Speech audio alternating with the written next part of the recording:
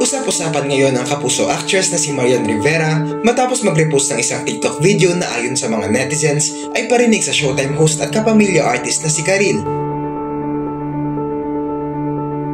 Matatanda ang kamakailan lang ay bumisita ang asawa ni Marian na si Dingdong Dantes sa noontime show na It's Showtime kasama si Miss Charo Santos para i-promote ang kanilang movie na pinamagatang Only We Know.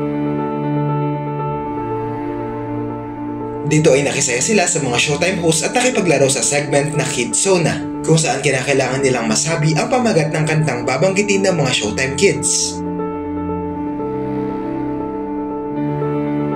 Sa kauna-unahang pagkakataon ay napanood sa iisang screen sila Karil at Dingdong, dahilan para mag-trending ito sa social media. Noon pa man ay bumibisita na si Dingdong sa Showtime para mag-promote ng mga projects, pero sa tuwing lumalabas siya ay wala si Karil sa studio, bagay na nauunawaan ng mga netizens lalapat dati silang magkasintahan.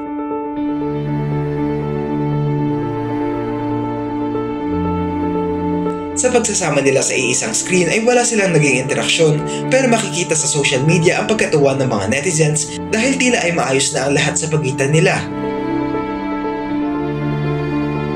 Matapos ang episode ito ng Showtime ay akala ng iba na maayos na ang lahat, pero nagkaroon ng issue matapos mag-repost ni Marian ng isang video na nagsasabing lahat ng ginagawa ng tao ay parang bumerang na kapag inihagis mo ay babalik din sa iyo. Panoorin ito. Everything you do in life is like a boomerang. When you throw it, it eventually comes back. Don't fuck with me. Everything you do in life is like a boomerang. When you throw it, it eventually comes back. Don't fuck with me. Dahil dito, naintriga ang mga netizens kung si Karil nga ba ang tinutukoy ng primetime queen dahil ang pagka-repost niya ng video na ito ay malapit sa araw na nakita sila Dingdong at Karil. Matapos umugong ang issue na ito ay kanya-kanya ng komento ang netizens sa social media.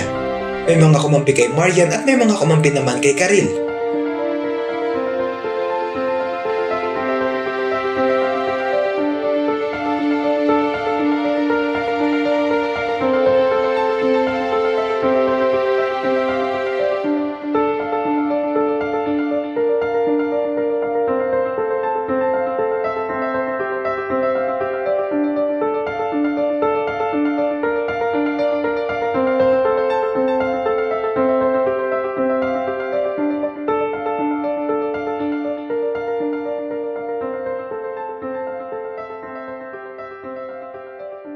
Ano ang masasabi niyo rito?